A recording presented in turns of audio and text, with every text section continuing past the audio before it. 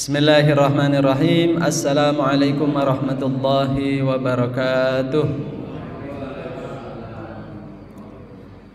Alhamdulillahi rabbil alamin.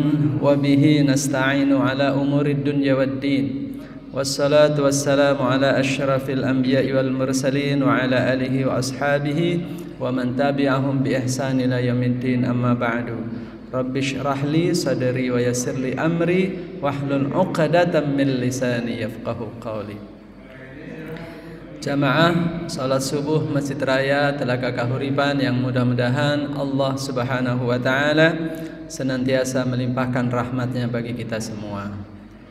Bersyukur pada subuh kali ini Allah Subhanahu wa taala mempertemukan kita setelah kita sama-sama melaksanakan salat subuh berjamaah. Sebagaimana tadi Pak Jalu sampaikan, sejenak kita beritikaf untuk bersama-sama belajar tentang ilmu agama yang mudah-mudahan hari ini akan kami sampaikan, terutama manfaatnya mudah-mudahan bagi kami sendiri dan mudah-mudahan juga bermanfaat bagi jamaah sekalian.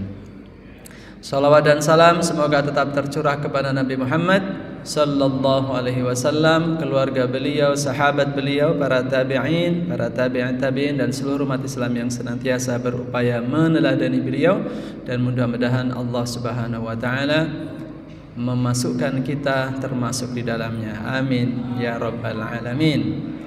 Jamaah rahimanallah, tentu ini forum offline pertama ya Pak Jalu setelah kita bersama-sama menjalani segala macam atau beragam ibadah di bulan Ramadan. Kemudian kita memasuki Syawal dengan segala dinamikanya, yang pulang kampung dan sekarang sudah kembali. Maka ini forum offline pertama setelah tentu di online kita sudah sama-sama bersilaturahim ya, dengan mengucapkan doa dan juga permohonan maaf. Maka secara offline izin kami juga untuk menyampaikan taqabbalallahu minna wa minkum. Semoga Allah Subhanahu wa taala menerima amal ibadah kita bulan Ramadan.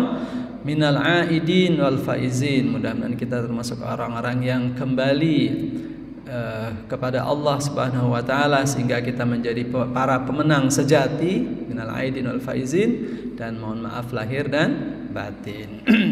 Kepada para ustadz di sini, izinkan kami untuk menyampaikan satu hal yang tentu kita sudah sama-sama maklumi. Anggaplah ini sebagai pengingat bagi kita semua, dan mudah-mudahan kalau ada yang perlu kita perbaiki, sedikit-sedikit kita perbaiki. Kita lihat juga sekeliling kita apakah juga ada hal-hal yang perlu kita sama-sama benahi, sehingga insya Allah kita menjadi orang-orang yang terus berusaha memperbaiki ibadah kepada Allah Subhanahu wa taala, baik ibadah ritual maupun ibadah sosial. Karena akan sampaikan di sini juga terkait dengan hal-hal yang sifatnya sosial.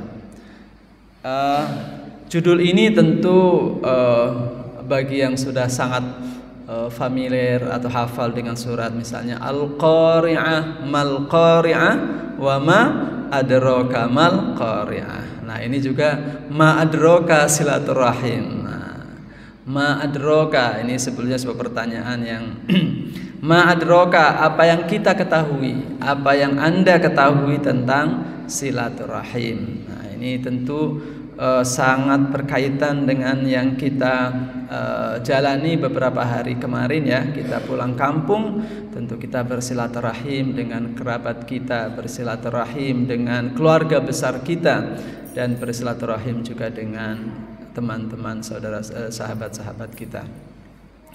Nah, jamaah rahimanallah, silaturahim.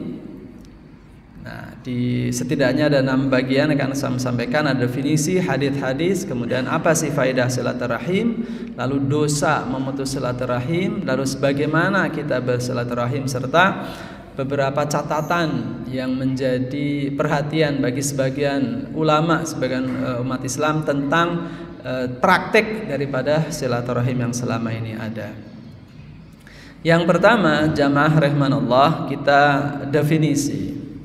Jadi setelah kita merujuk beberapa sumber gitu ya, silaturahim atau silaturahmi terdiri dari kata silah, dan ini adalah masdar wasala yasilu silatan. Wasala artinya menyambung atau tersambung, yasilu fi'lun mudhari'nya, dan sila itu adalah masdarnya, kata benda abstraknya ya, atau dalam bahasa Inggris salah satunya adalah gerundnya. Dan rahim adalah artinya hubungan kekerabatan yang terambil dari wanita ya, bagian terpenting dari seorang wanita yakni rahim, yang dari situlah lahir generasi atau orang-orang yang saling berkerabatan. Atau rahmi yang artinya uterus atau rasa sakit sang ibu saat lahir.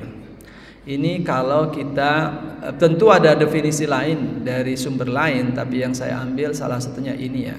Jadi meskipun berbeda antara rahim dan rahmi ya, tapi keduanya saling berkaitan ya, antara hubungan kekerabatan yang lahir dari rahim sang ibu, kemudian secara fisiologis ya, itu juga adalah bagian uterus, itu adalah juga rahmi, sehingga kedua-duanya punya kaitan yang erat. Meskipun kemudian kalau kita melihat ada kajian secara khusus tentang yang benar mana sih silaturahim apa silaturahmi. Ya jujur saja, waktu saya kecil, kemudian waktu SMP, bahkan waktu di pesantren pun yang masih populer adalah silaturahmi ya. Yang dulu kami itu silaturahmi. Silaturahim itu populernya belakangan justru ya. Meskipun tentu kita tahu hadisnya tentang silaturahim, tapi ketika kita berbicara secara umum ya kita mempererat silaturahmi dan seterusnya. Sehingga istilah silaturahim baru beberapa dekade terakhir ya, beberapa dekade terakhir yang kemudian muncul beberapa kajian tentang mana yang benar silaturahim apa silaturahmi. Lalu kita coba mencari juga sumber-sumber atau pembahasan tentang mana yang benar silaturahim atau silaturahmi. Saya tentu mengikuti pendapat salah satu ulama dan beberapa ulama yang mengatakan ya dua-duanya sama aja, tidak usah dipertentangkan, tidak usah kemudian salah itu silaturahmi, yang betul silaturahim. Salah satunya Gus Baha, ya sudah dua-duanya sama saja ya. Jadi kalau berbicara silaturahim berarti berbicara tentang asal akar arti bahasa Arabnya. Lalu silaturahmi itu sudah mengalami perubahan, penyesuaian dengan masyarakat Indonesia khususnya ya. Jadi dua-duanya sama aja, intinya sama aja. Sama dengan ketika misalnya gini, beliau menyebut Alkitab. Kitab, apa itu kitab? Kitab bahasa Arabnya itu kan buku. Jadi buku apapun ya kitab. Buku novel, buku motivasi, buku apapun ya namanya kitab. Nah, tapi ketika kita menyebut kata kitab, kok nggak langsung bayangan kita langsung kepada buku agama kan? Misalnya buku tulisannya siapa misalnya gitu. Kita ini buku gitu. Tapi ini kitab, kita pasti agak janggal ini menyebut kita kitab kan, padahal dua-duanya sama saja, kitab sama buku. Nah jadi ini jadi ketika ada orang menyebut silaturahmi ya tidak usah disalahkan, karena ya itu sudah masuk konteks Indonesia gitu ya. Nah kemudian cakupannya silaturahim atau silaturahmi itu mencakup apa saja sih? Memang awalnya silaturahim itu cakupannya hanya sebatas kepada hubungan kekerabatan yang terkait dengan mahram. Nah, juga mahram dengan muhrim juga kan kita sama. Dulu waktu kecil, waktu sudah remaja juga bukan muhrim gitu kan. Itu juga merujuk kepada mahram sebetulnya ya, sehingga ketika kemudian sampai sekarang orang menyebut muhrim ya sudah, itu sudah menjadi konteks Indonesia. Nah pertama silaturahim itu cakupannya adalah kepada mahram. bagaimana mempererat ya persahabatan, mempererat hubungan yang baik, menjalin hubungan yang baik, memelihara hubungan yang baik dengan orang-orang lingkar satu, yakni para mahram, orang-orang yang haram dinikahi. Ya, ada anak, ada bapak, ya kan, ada saudara, ya, ada paman, ada bibi. Nah, lingkaran pertamanya adalah mahram. Lalu kemudian seiring pertambahan waktu meluas menjadi hubungan ahli waris. Jadi semua orang yang masuk dalam ahli waris kita, baik yang ahli waris 1, 2, ring 1, 2, 3 dan seterusnya, itu masuk dalam kategori orang-orang yang wajib kita sambung hubungan baiknya, ya, kita sambung hubungan kekerabatannya. Lalu semakin meluas lagi menjadi kerabat besar, keluarga besar. Maka sering kita lihat ya di momen-momen tertentu, ada yang sebulan sekali ada arisan keluarga misalnya, ya kan? Lalu tentu salah satunya setahun sekali minimal ya kita pulang kampung, juga ada silaturahim antara keluarga besar. Jadi dari mulai tadi hanya mahram, lalu meluas kepada ahli waris, dan yang ketiga meluas kepada seluruh kerabat kita, keluarga besar kita. Nah, lalu meluas lagi, ya kan? Penggunaan kata silaturahim ini kepada bukan saja keluarga besar kita, tapi juga merangkup pada seluruh orang yang kita kenal, sahabat kita, rekan kita kerja kita di kantor, maupun orang-orang yang kita kenal melalui media sosial. Jadi silaturahim semakin meluas dari yang mulai tadi hanya hubungan kemahroman kepada kemudian semua orang yang kita kenal, ya. Sehingga dengan demikian kewajiban untuk menjaga silaturahim yang tentu paling core-nya adalah kerabat kita, lalu kemudian bisa juga diperluas menjadi yang lebih luas lagi. Tapi bahwa menjaga silaturahim adalah menjadi kewajiban kita bersama. Nah, ini dari segi definisinya.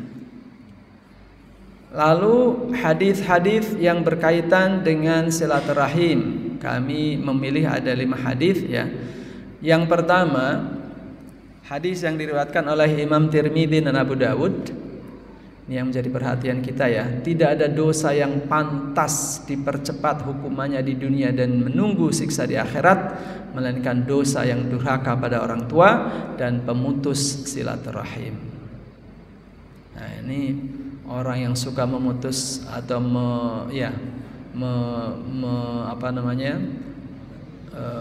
suka ya, tidak merasa risih, fine aja, enggak sapaan, enggak enakan, terutama kepada keluarga dekat kita, lalu kita merasa nyaman. Nah, ini tanda-tanda. Jadi merasa nyamannya sendiri itu sudah merupakan siksaan itu. Jadi sebuah dosa yang dilakukan lalu orang itu nyaman melakukannya, tidak masalah gitu ya. Dengan sepupu, dengan paman. Nah, kayak kemarin sekilas ya di reels Instagram, di berita ya kan, di daerah mana itu ada duel maut antara paman dan ponakan. Duel mautnya di mana? Di sawah. Ya kalau di sawah ya alat duelnya ya pacul, ya parang, ya, dan ya tentu karena mungkin kalah tenaga, pamannya akhirnya tumbang meninggal gitu ya. Ini antara paman dan ponakan. Kalau ada orang yang nyaman dengan keluarga kerabatnya, tidak baik hubungannya, lalu kok biasa-biasa saja, terserah, ya, bukan salah saya misalnya gitu kan. Lalu dia nyaman, itu sebetulnya siksaannya sudah ada itu. Di dunia sudah jelas siksaannya. Karena apa? Tidak merasa risih melakukan dosa karena tidak menjaga hubungan baik dengan keluarga. Itu hadis yang pertama. Hadis yang kedua, Allah Subhanahu wa taala berfirman, Aku adalah Maha Pengasih, Rahim, dan Ia adalah Rahim. Nama itu diambil dari bagian namaku. Siapa yang menyambungnya maka aku memberikan rahmatku kepadanya, dan siapa yang memutuskannya maka aku memutuskan rahmatku darinya. Ya, tentu kalau sudah diputus rahmat dari Allah, lalu kenikmatan apa lagi yang bisa kita rasakan? Nikmat yang nisbi, nikmat yang fata morgana kan, karena sudah rahmatnya putus dari Allah Subhanahu wa taala. Betapapun mungkin harta kita banyak, kita terkenal, tapi semuanya itu lepas terputus dari rahmat Allah. Lalu hadis yang ketiga, wahai manusia, tebarkanlah salam, berilah makan, sambunglah tali persaudaraan, salatlah di malam hari ketika manusia terlelap tidur, niscaya kalian masuk surga dengan selamat. Hadis riwayat Ibnu Majah. Jadi sambunglah tali persaudaraan, itu juga bagian dari perintah yang kemudian menjadi wajib, ya. Kita menjaga hubungan baik dengan kerabat itu wajib. Jadi kalau kita melalaikannya, kita meninggalkannya, tentu adalah sebuah dosa. Termasuk dosa kecil atau dosa besar, nanti kita lihat. Hadis yang keempat, barang siapa beriman kepada Allah dan hari akhir, hendaklah ia memuliakan tamunya. Dan barang siapa beriman kepada Allah dan hari akhir, hendaklah ia menyambung tali silaturahim. Dan barang siapa beriman pada Allah dan hari akhir, hendaknya ia berkata baik atau diam. Nah, menyambung silaturahim itu dikaitkan dengan amal-amal baik yang lain, menghormati tamu dan berkata yang baik atau benar, sehingga aspek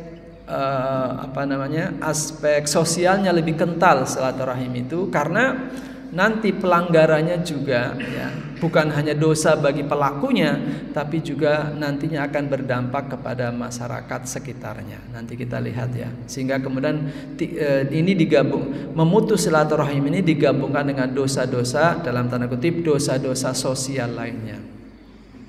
Lalu hadis yang terakhir, yang kelima, barang siapa ingin dilapangkan rezekinya dan ditambah umurnya, maka hendaklah menjalin silaturahim. Nah, tentu banyak sekali sumber tentang silaturahim, baik yang dari Al-Quran maupun hadis. Kami pilihkan di sini 5 hadis berkaitan dengan silaturahim, dan dari hadis-hadis ini maka lahirlah jamaah rahimanullah faidah dari silaturahim itu. Dari kelima hadis ini kita ambil. Tentu kalau kita ambil dari sumber lain akan bertambah lagi. Nah, dari 5 ini yang pertama, terhindar dari penyegeraan azab di dunia dan siksa di akhirat. Jadi tadi sudah kami bahas sekilas, ya. Orang yang memutuskan silaturahim, azabnya itu disegerakan di dunia plus nanti di akhirat. Jadi DP-nya itu sudah ada di dunia. Kalau kita nanti melihat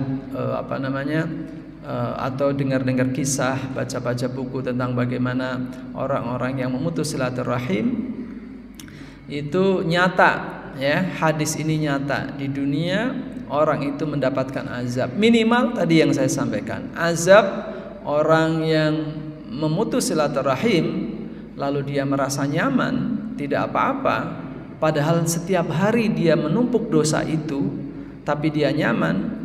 Nah, itu sudah azab yang luar biasa itu. Nanti kita kaget-kaget ketika di akhirat, kan? Karena ini adalah bagian dari dunia ini, bagian dari, kalau sebagian kita tidak sadar, bagian dari tidurnya kita. Di dunia ini adalah bagian dari tidurnya kita. Para arif billah, kita menyebutnya para sufi, punya sebuah slogan, punya sebuah kata-kata mutiara atau hikmah. An-nasu niyamun. Manusia itu pada umumnya sedang pada tidur. Wa idza qamu intabahu. Wa idza matu, ketika mereka meninggal, intabahu, mereka baru ngeh, baru tersadar. Jadi beda, ya, kita menyebutnya sekarang kita tersadar, nanti ketika mati kita nggak sadar. Kalau bagi para arif billah kebalikannya, kita sekarang lagi pada tertidur nih semuanya, nanti baru ketika kita wafat baru kita ngeh selama ini tentang keterlenaan kita, tentang ketertiduran kita selama kita hidup. Ya. Jadi di antara yang kita terlena, di antara kita tertidurnya adalah ini, ya. Kalau di antara kita nanti kita bisa merefleksi pada diri kita sendiri, ada nggak ya di antara saudara-saudara saya ini, kakak, adik, paman, bibi, nauzubillah kalau orang tua ya, kemudian kakek, nenek, cucu kalau udah punya cucu gitu ya.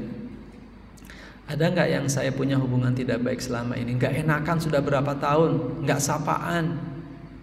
Nah, kalau itu ada, segera ya. Karena nauzubillah ini dosanya besar atau kecil nanti setelah ini kita lihat. Lalu berlimpah dan tidak terputus rahmat dari Allah Subhanahu wa taala. Orang yang senantiasa menjaga silaturahim tentu rahmatnya akan selalu berlimpah, tidak terputus. Lalu masuk surganya Allah dengan selamat, tidak ada drama, ya. Tidak ada kesulitan-kesulitan, ya. Masuk surganya Allah dengan selamat karena kita senantiasa menjaga silaturahim. Dan silaturahim juga adalah bukti nyata keimanan kita kepada Allah Subhanahu wa taala dan hari akhir. Jadi kalau kita mengproklamirkan diri saya beriman kepada Allah dan hari akhir, buktinya harus ada, salah satunya adalah kita harus menjaga silaturahim. Lalu hadis yang kelima secara eksplisit menyatakan barang siapa atau kalau ada orang sesiapa yang menjaga silaturahim maka akan diluaskan rezekinya dan dipanjangkan umurnya. Man ahabba an yubsata lahu fi rizqihi wa an yunsa'alahu fi atharihi falyasil rahimah. Kalau ada pertanyaan kemudian apa benar kalau orang bersilaturahim itu rezekinya diluaskan, kemudian ajalnya atau umurnya ditambahkan gitu sehingga lebih panjang umurnya gitu ya. Para ulama membahas, tentu ada dua pendapat di sini. Yang pertama adalah yang dimaksud dengan diluaskan rezekinya dan dipanjangkan umurnya adalah rezekinya dibuat menjadi berkah. Secara nominal tidak bertambah. Sebagai karyawan gajinya tiap bulan ya misalnya 2 juta ya 2 juta, 1 juta ya 1 juta, 3 juta ya 3 juta, segitu-gitu. Kalaupun nambah tiap tahun ada kenaikan gaji ya paling sekian persen gitu ya. Rezekinya segitu-gitu juga, tapi karena dia selalu bersilaturahim maka keberkahannya jadi nambah. Kok iya cukup ya alhamdulillah. Kalau dipikir-pikir kebutuhan ini, kebutuhan itu kok bisa cukup ya dengan gaji 1.500.000, 1.800.000 atau 2 juta. Itu keberkahannya. Mengenai umur juga sama, ya sebetulnya umurnya segitu juga, sudah tertulis umurnya 70, 60 ya. Tapi keberkahannya, kemanfaatnya itu bisa dirasakan oleh banyak orang. Ya, keberadaannya itu memberikan manfaat kepada banyak orang sehingga keberkahannya juga bertambah. Itu pendapat sebagian ulama yang menafsirkan dari diluaskan rizkinya dan dipanjangkan umurnya. Nah, ada juga pendapat lain, salah satunya Imam An-Nawawi ketika beliau mensyarah kitab Muslim, Sahih Muslim. Jadi diluaskan rizkinya, dipanjangkan umurnya itu ada dalam ilmunya para malaikat. Kalau ilmunya Allah itu satu, karena Allah nggak mungkin kaget dengan apa yang terjadi gitu loh. Ternyata begini, itu nggak mungkin Allah. Kalau kita ya tadinya menyangka A ternyata B, ya, itu kita manusia yang ilmunya terbatas. Tapi bagi Allah ilmunya itu satu, dari mulai zaman azali sampai nanti selesai seluruh alam semesta ini ya semuanya sudah dalam pengetahuan Allah Subhanahu wa taala. Jadi Allah nggak mungkin kaget ada fakta-fakta baru yang akan muncul, nggak mungkin. Lalu apa teks hadis ini? Bahwa ada semacam kondisional, ada semacam syarat orang kalau tidak silaturahim rezekinya sebulan 2 juta, kalau sering silaturahim jadi 5 juta. Kok jadi ada semacam dua kemungkinan. Nah, para ulama menyebut kemungkinan-kemungkinan ini hanya ada dalam ilmunya para malaikat.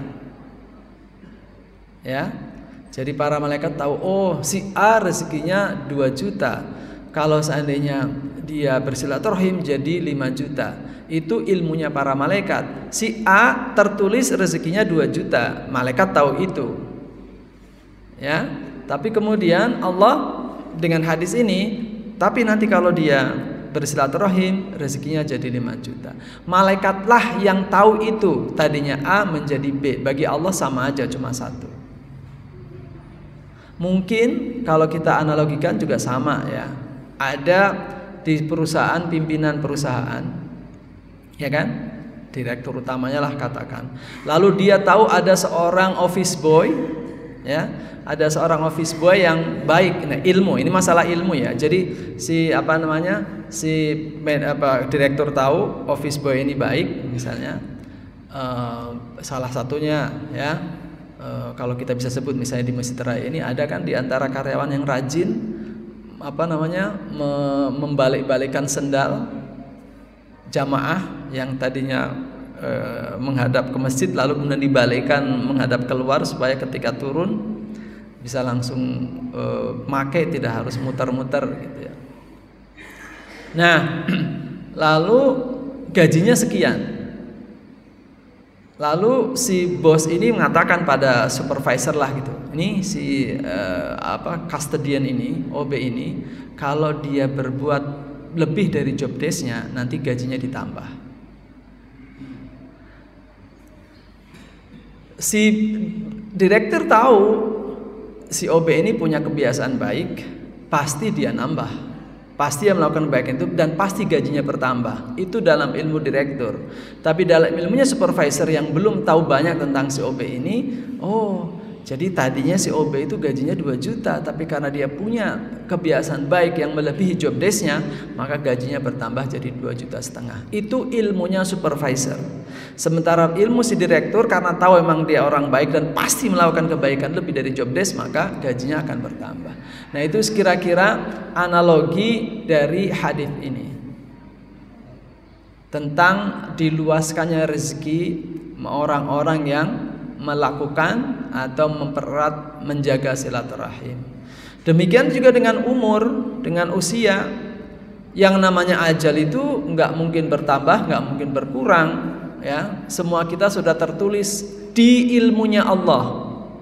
Kalau di ilmunya malaikat bisa saja berubah. Sehingga ada di dalam surat Al-Quran yang Allah menyebutkan Allah berkehendak untuk menetapkan sesuatu atau merubah sesuatu, menghapus sesuatu. Karena bagi Allah adalah wa indahu ilmul kitab. Bagi Allah itu ada lauh mahfuz yang tidak mungkin berubah. Allah tahu itu. Tapi di dalam ilmunya malaikat bisa saja dihapus atau bisa saja ditetapkan. Nah, ini penjelasan dari diluaskan rezeki dan dipanjangkan umurnya bagi orang-orang yang senantiasa menjaga, melestarikan silaturahim. Nah, yang keempat, jamaah rahmanallah, apa sih dosa memutus silaturahim? Saya ambil dalam kitab Al-Kabair yang ditulis oleh Al-Imam Az-Zahabi. Hati-hati ya, jamaah rahmanallah, bagi saya sendiri harus hati-hati. Memutus silaturahim itu adalah dosa besar bagi beliau dalam kitab ini. Dan ditempatkan di nomor 9 setelah dosa durhaka kepada orang tua. Tentu kita sudah sama-sama sepakat kalau dosa berdurhaka pada orang tua itu adalah dosa besar. Itu nomor 8. Nomor 9-nya adalah dosa memutus silaturahim. Lalu yang ke-10-nya dosa berzina. Jadi dosa-dosa yang serem-serem gitu ya. Nah, jadi diapit oleh dosa durhaka pada orang tua, dan dosa berzina adalah dosa memutus silaturahim. Berarti ketiga-tiganya menjadi dosa-dosa awal yang disebutkan dalam kitab ini, termasuk dosa-dosa besar. Ya, mari nanti kita introspeksi. Lalu ada nasihat dari cucunya Ali bin Abi Thalib radhiyallahu anhu, yakni Ali bin Husain. Ya, Ali bin Husain menasehatkan kepada anak cucunya, gitu ya. Jauhilah dari kalian menjadi orang-orang yang memutus silaturahim, karena orang yang memutus silaturahim itu terlaknat di 3 tempat dalam kitabullah. Tidak disebutkan ayat-ayatnya secara spesifik di dalam kitab Al-Kabair, tapi nasihat ini cukuplah menjadi pengingat kita bahwa orang yang memutus silaturahim secara spesifik, ada 3 ayat dalam Al-Quran yang melaknat orang-orang memutuskan silaturahim. Lalu yang ketiga disebutkan juga di dalam kitab Al-Kabair ini, rahmat komunitas menjadi terputus. Sebagian dari buku ini pernah kami sampaikan di Masjid As-Surur. Ya. Jadi tadi saya sebutkan, ternyata dosa memutus silaturahim itu bukan hanya dosa individual, tapi juga menjadi dosa komunal, menjadi dosa sosial yang dampaknya bisa dirasakan bukan hanya si pelaku, tapi juga komunitas di sekelilingnya. Waktu itu di dalam kitab Al-Kabair disebutkan Abu Hurairah sedang berceramalah kira-kira seperti ini. Lalu beliau menyampaikan kepada jamaahnya, ya, kepada sahabat-sahabat yang lain, para tabi'in juga. Ini saya kok dadanya terasa sesak ya. Dada saya terasa sesak banget. Dan karena beliau orang yang luar biasa dekat sama Allah gitu ya, sehingga bisa merasakan apa yang menyebabkan dadanya merasa sesak, padahal nggak ada masalah apa-apa. Beliau mungkin, artinya gini ya, kita tidak menyebutkan beliau tidak sakit asma, tidak sedang sesak nafas gitu ya, lagi fine aja, tiba-tiba dadanya merasa sesak. Dan beliau tahu apa sebabnya. Sebabnya adalah di antara yang hadir ada orang yang sedang memutus silaturahim. Beliau menyebutkan, ini di antara kalian ada orang yang sedang memutuskan silaturahim, sehingga dada saya terasa sesak. Tolong yang merasa sedang tidak baikan dengan kerabat, segera perbaiki, segera jalin hubungan baik kembali dengan kerabat. Lalu di antara jamaah hanya ada satu orang pemuda yang kemudian beranjak lalu pulang ke rumah. Ternyata pemuda ini sedang tidak baikan dengan bibinya. Tidak disebutkan di sana kenapanya, tapi intinya sedang tidak baik dengan bibinya itu. Nah, kemudian si pemuda ini tersadar, dia kemudian bersegera memperbaiki atau menemui bibinya itu, dan ya biasa mungkin ada saling maaf dan sebagainya dan seterusnya. Sehingga kemudian bibinya bertanya, siapa yang apa yang dikatakan oleh Abu Hurairah kepadamu kok sampai kamu kesini gitu kan? Iya, katanya Abu Hurairah, beliau merasa sesak dadanya dengan kehadiran saya di majelis itu karena saya sedang memutus silaturahim. Coba tanyakan kembali kepada Abu Hurairah, apa alasan beliau menyebutkan itu? Pemuda itu kemudian kembali ke majelis dan bertanya kepada Abu Hurairah, ya Abu Hurairah, kenapa Anda merasa sesak dengan kehadiran saya sebagai orang yang telah memutus silaturahim? Jawaban beliau, karena Rasulullah sallallahu alaihi wasallam bersabda, ya, rahmat Allah terputus dari satu komunitas yang ada di situ orang yang sedang memutus silaturahim. Nah, tentu bisa kita bayangkan ya, sensor keimanan seperti apa yang dimiliki oleh Abu Hurairah sehingga bisa merasakan ketidakberesan dalam lingkungannya. Lalu kalau saya kok baik-baik saja dalam satu komunitas yang padahal boleh saja saya tidak tahu atau tidak tahu ada orang di situ yang sedang tidak baikan dengan keluarganya, kok kita biasa-biasa saja. Nah, berarti satu yang pasti rahmat Allah sedang terputus, dan lebih parah lagi kita tidak merasakannya.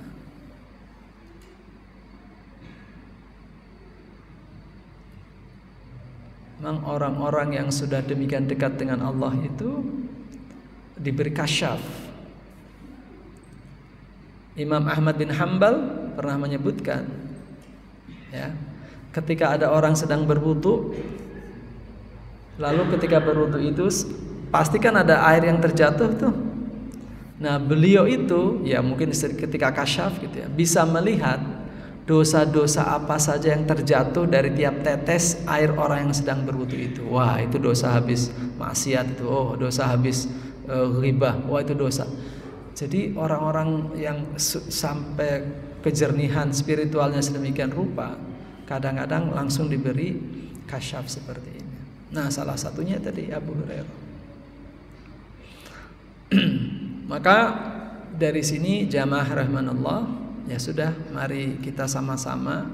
Pertama kita melihat diri kita sendiri, apakah saya termasuk orang yang sedang memutus silaturahim, atau kalau kita tahu tetangga kita, saudara kita sedang tidak baikan dengan keluarga besarnya, dengan kerabatnya, mari kita ya berhimbau lah supaya memperbaikinya, supaya rahmat Allah tidak terputus dari kita.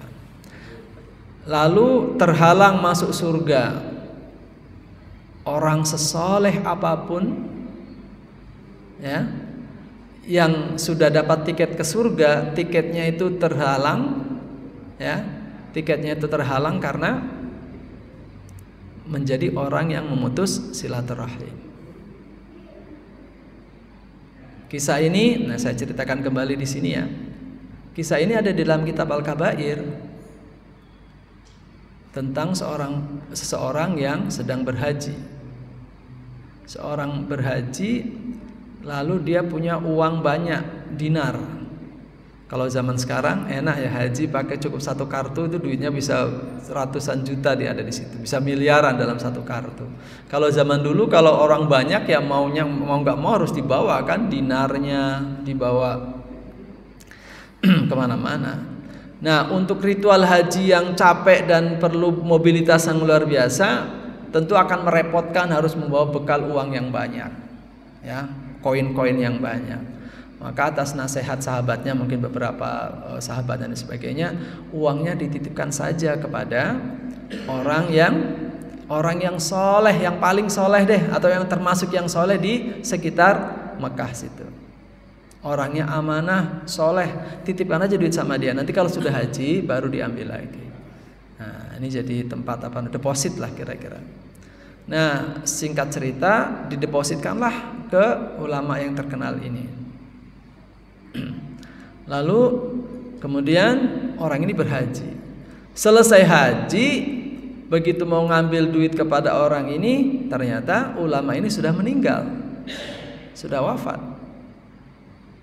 Nah, ketika sudah wafat, kemudian gimana dong? Tanyalah kepada ahli warisnya. Saya menitipkan uang sekian keping dinar ya, atau sekian ribu keping dinar kepada ayah Anda atau kepada keluarga gitu loh. Dan karena sudah meninggal saya pengen ngambil, tapi gimana? Saya nggak tahu di mana nyimpannya gitu. Dan ternyata qadarullah ahli warisnya juga tidak tahu di mana itu disimpan uang titipan itu. Wah, terus gimana dong? Hilang duit saya gitu kan?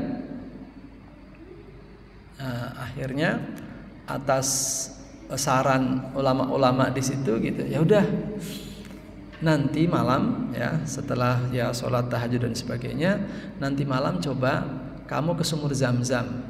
Lalu panggillah nama ulama itu.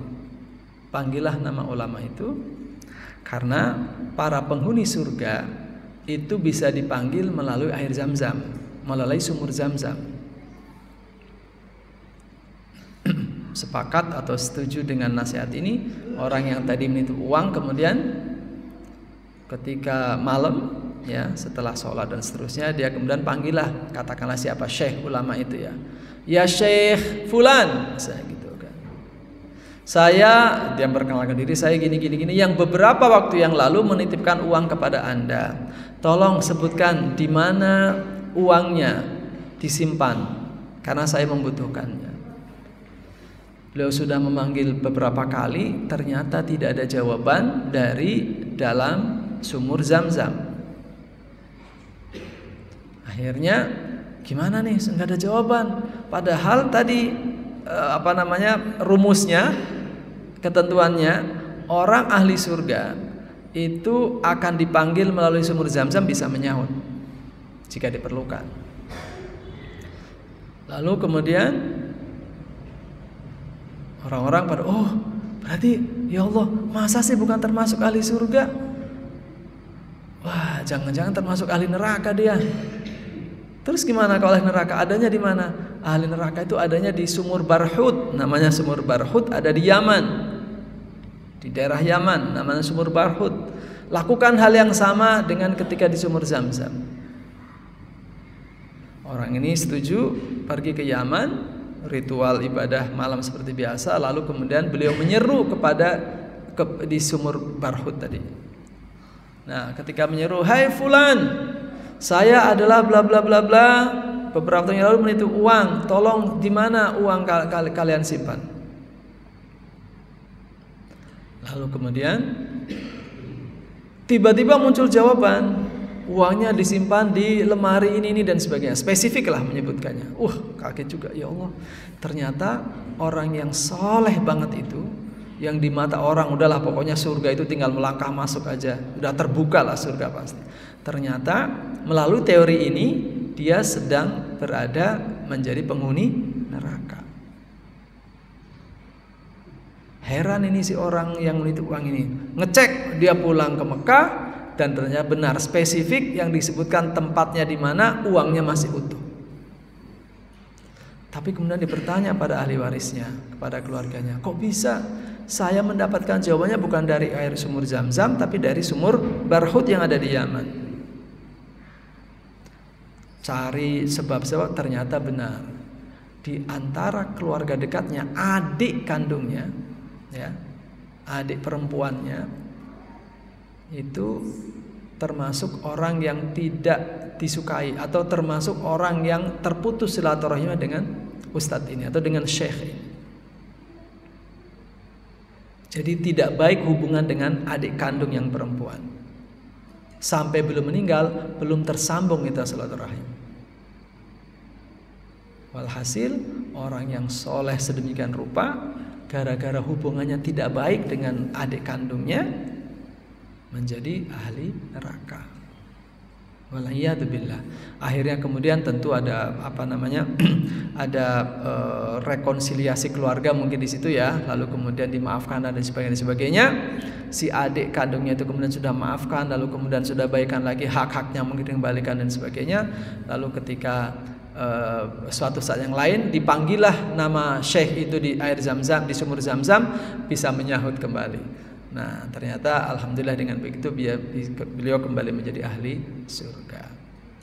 Nah, apakah teori di buku Al-Kabair ini bisa dicek sekarang di sumur Zam-Zam? Nah, wallahu a'lam gitu ya. Tapi intinya memutus silaturahim menjadi kita terhalang masuk surga. Nah, lalu bagaimana bersilaturahim? Salah satunya dari Imam An-Nawawi dalam syarah Sahih Muslim.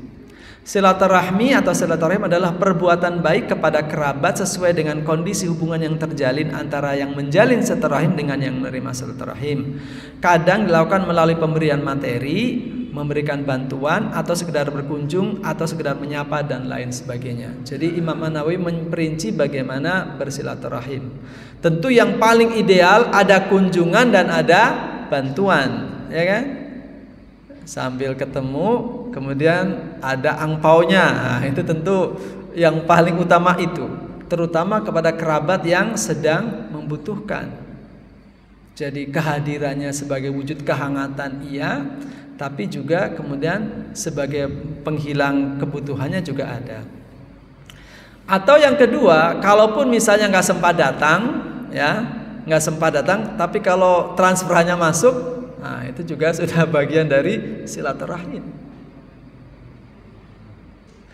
Kalau transferan belum ada, karena juga terbatas uangnya, setidaknya ada fisik datang, ya, kunjungan baik offline maupun online. Nah sekarang sudah ada WA kan, minal aidin wal faizin, kan itu sudah bagian dari silaturahim kan? Ya, apalagi tadi ya WA sekaligus ada transferannya. Nah, atau kalaupun misalnya nggak sempat, atau misalnya itu nggak bisa dilakukan, mau WA nggak punya pulsa, ya kan? Mau ngirim transfer nggak punya duit, mau pulang kampung nggak punya ongkos, terus ngapain? Ya sudah, minimal jangan cari gara-gara, ya, minimal jangan cari gara-gara, nyakitin. Itu juga maintain, berarti menjaga silaturahim. Atau dengan doa, minimal dengan doa juga. Jadi sementara mungkin belum bisa ngasih bantuan, sementara belum bisa silaturahim, setidaknya kita berdoa bagi kebaikannya. Doa orang yang tidak disebutkan di hadapan orang yang mendoakan, insya Allah akan mudah dikabulkan, lebih mudah dikabulkan Allah Subhanahu wa taala. Nah, ini tata cara silaturahim. Dan yang terakhir jamaah rahmatullah, sebuah renungan. Ini saya baca dari beberapa sumber, terutama dari para ulama yang mengkritisi istilah silaturahim dan silaturahmi. Jadi menyalahkan silaturahmi dan lebih membenarkan silaturahim. Ternyata benar bahwa semuanya dirujuk pada asal kata, tapi kemudian ternyata lebih banyak kepada praktek-praktek gitu loh. Jadi seolah-olah begini, kalau orang menjalankan silaturahim dengan benar, maka nggak akan begini. Tapi kenapa banyak terjadi praktek silaturahmi yang nggak benar? Karena memakai istilah silaturahmi. Jadi seolah-olah jadi bias, gara-gara istilahnya silaturahmi, maka praktek-prakteknya jadi nggak benar. Padahal sama aja. Kalau bapak-bapak nanti coba di YouTube atau di mana gitu ya, kan ada lagu itu ya, minal aidin wal faizin, maafkan lahir dan batin dan seterusnya. Ternyata itu lagu tahun 50-an, ya kan?